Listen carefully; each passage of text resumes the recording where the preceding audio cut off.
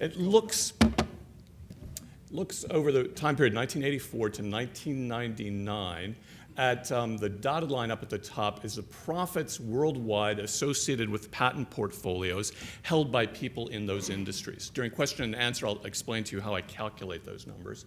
And at the bottom, we've got the aggregate US litigation costs to alleged infringers.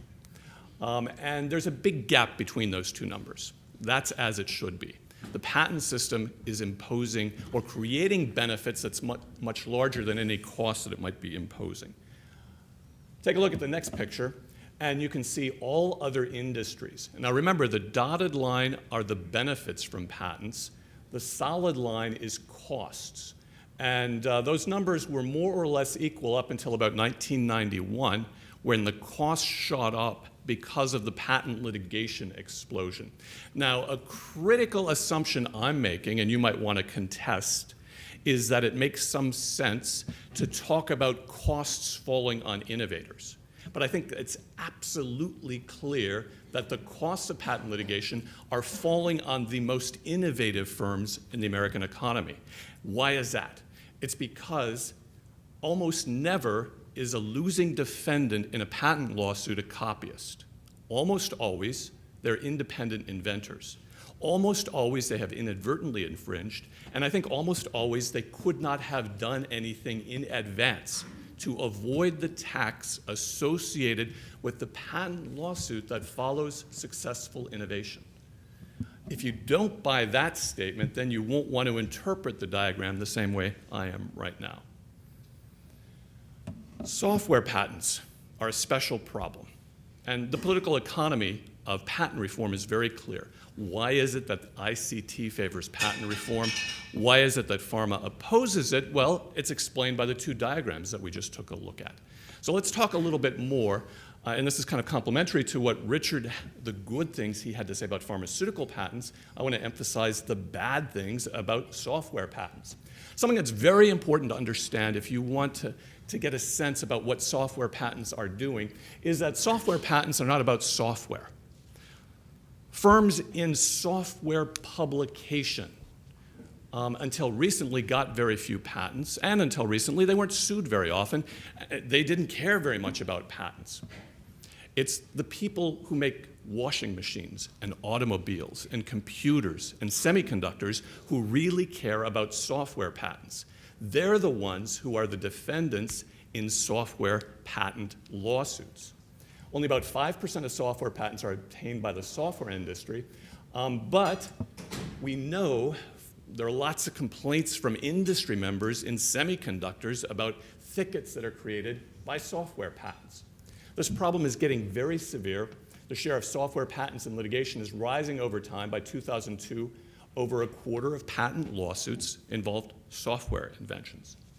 If we can't get software patent law right, we're going to have a very big problem going forward. A comment about patent reform.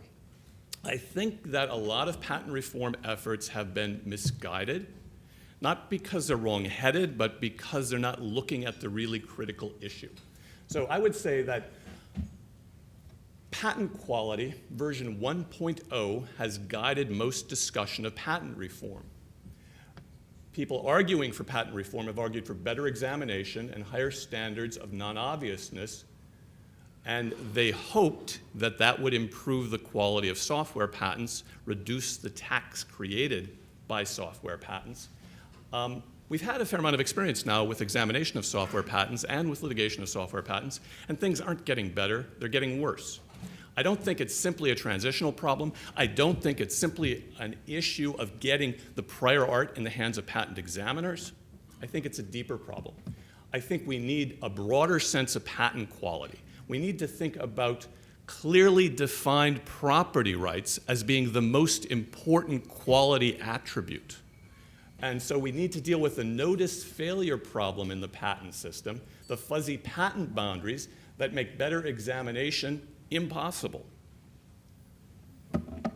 What about that transitional, that argument that software patents are merely a transitional problem? The evidence says, no, that's not true. This diagram shows the performance of all patents, and specifically the solid line, the performance of software patents from 1988 up to 2004. On the bottom, you see the year the patent issued, and then what we do is we take a look at the first 4 years of life of a software patent or any patent, and we look to see how often it gets litigated.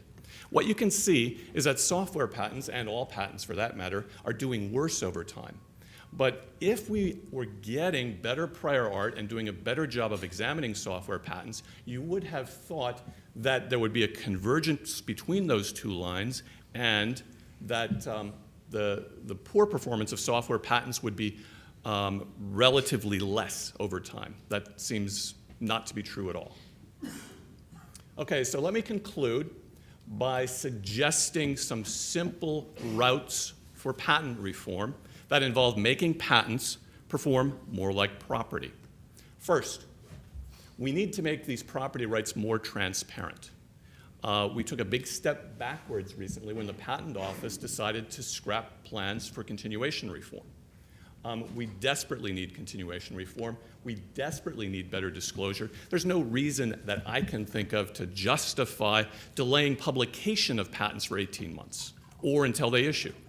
Let's publish them immediately. We need better claim interpretation, and Lord knows if anyone has some clever thoughts on how we can do that, that would be great. It's incredibly difficult, I admit. I think, though, that it's sensible to show a lot more deference to the PTO in trial courts, to expand the PTO's role in claim construction. Third, we need a robust definiteness requirement. The requirement imposed by the Federal Circuit, which I think deviates from the relevant Supreme Court precedent, is far too lenient. Fourth, we should limit remedies against innocent infringers. Here, I suppose I come down halfway between Dan and Richard.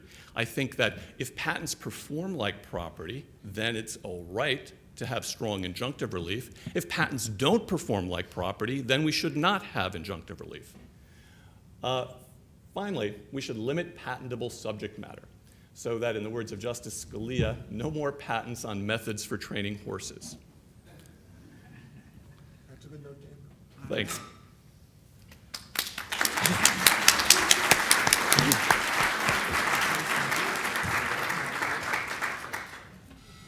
I think these